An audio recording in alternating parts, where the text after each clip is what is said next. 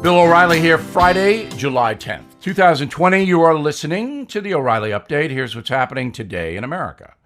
The pandemic passing 12 million cases worldwide, causing 550,000 people to die in 120 countries. Here in the USA, the disease has infected 3 million, killed 135,000 plus. New government projections predict the contagion could claim 250,000 lives in America by Christmas. COVID currently spiking in places like Florida, Texas, California, Arizona.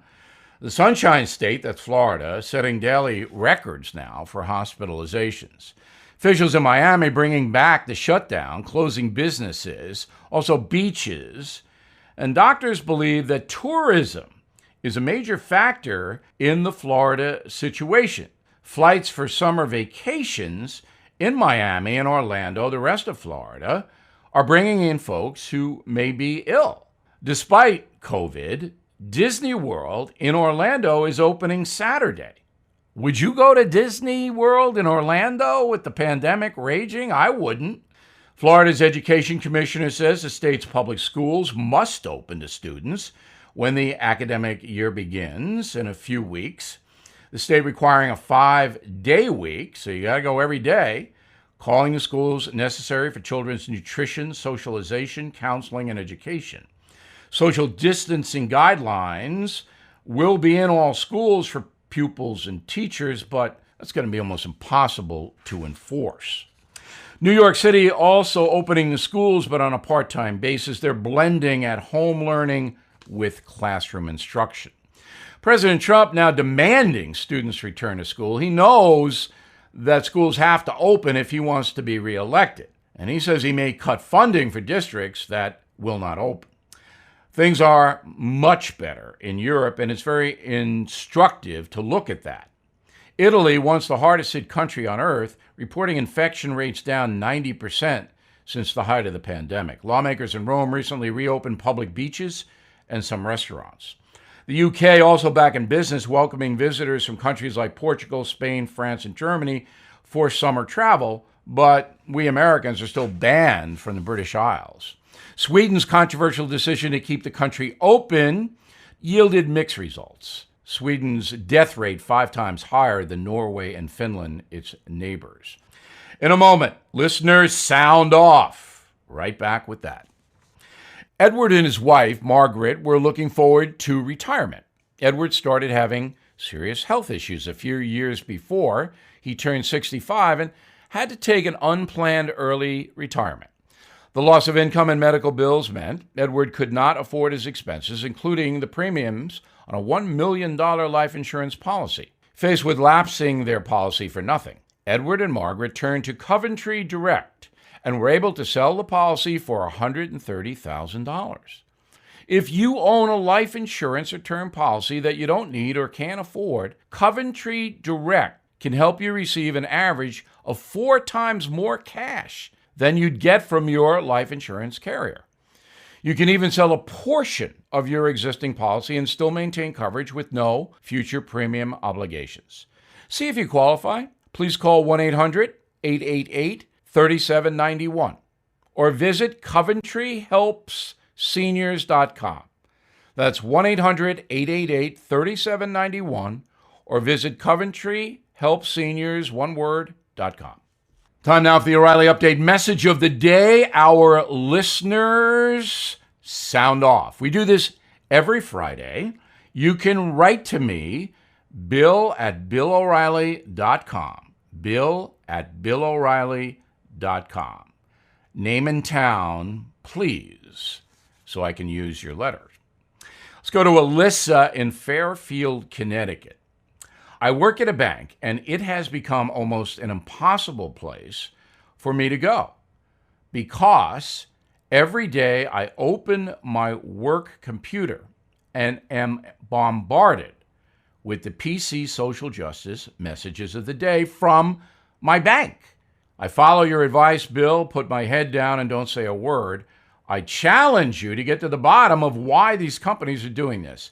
All right, Alyssa, first of all, you're very smart. Please, all of you, do not talk politics on the job. Protect yourself. Secondly, above all, American corporations are politically correct. They want to virtue signal. It's annoying. I understand it. You don't get both sides. They don't know anything, generally speaking, these corporations. It's a bunch of PR people putting out propaganda for whatever. But again, don't put yourself at risk. Just suck it up, as they say. Deborah, Lawrenceville, Georgia, I feel calling someone racist has become as divisive as calling someone the N-word. I don't agree with that, Deborah. The N-word should never be used in any capacity in this country by anyone because it is a word of hate. Now, you can accuse someone of being a racist, and that's a hateful act as well, especially if you can't back it up, and few people can. I never call people racist unless there is documentation, like Hitler and his henchmen, all right? Like Farrakhan, who hates white people. But I very rarely use the racist term. But the N-word, no.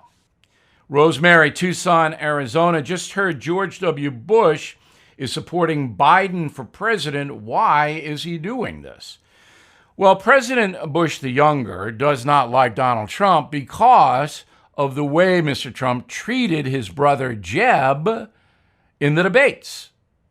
Trump humiliated Jeb Bush, and the Bush family is close. But I don't believe George Bush is going to vote for Joe Biden. James in Derby, Kansas, when you say bring in the National Guard to help stop the violence in Chicago, does that mean the perpetrators run the risk of being shot and killed if they do not obey orders? If the perpetrators threaten the National Guard, yes, they run the risk of being harmed. But the National Guard is there to stabilize, to discourage drug gangs from going out on the streets with guns. The Guard can detain you, not arrest, detain, and then hand you over to the local authorities. Using the National Guard, as we see right now in Washington, D.C., would stop the madness. I'm Bill O'Reilly, and I approve that message by actually putting it together. Please go to BillO'Reilly.com for honest reporting. In a moment, something you might not know. Working from home is causing the worst type of cybercrime, home title theft. While we're doing everything from working, banking, shopping in the house, cybercriminals are targeting our homes. They want the money they can get by taking out loans against the house. The crime is called home title theft, and the FBI is warning all homeowners. Home Title Lock protects your home from cyber thieves. Your home's legal title is online. Thieves can find it and forge your signature stating you sold your home to them. Then they take out loans and leave you in debt. Banks, insurance, and basic identity theft services do not protect you. Home Title Lock puts a virtual barrier around your home's title. So please go to HomeTitleLock.com and register your address to see if you are already a victim. You can use the code BILL for 30 free days of protection.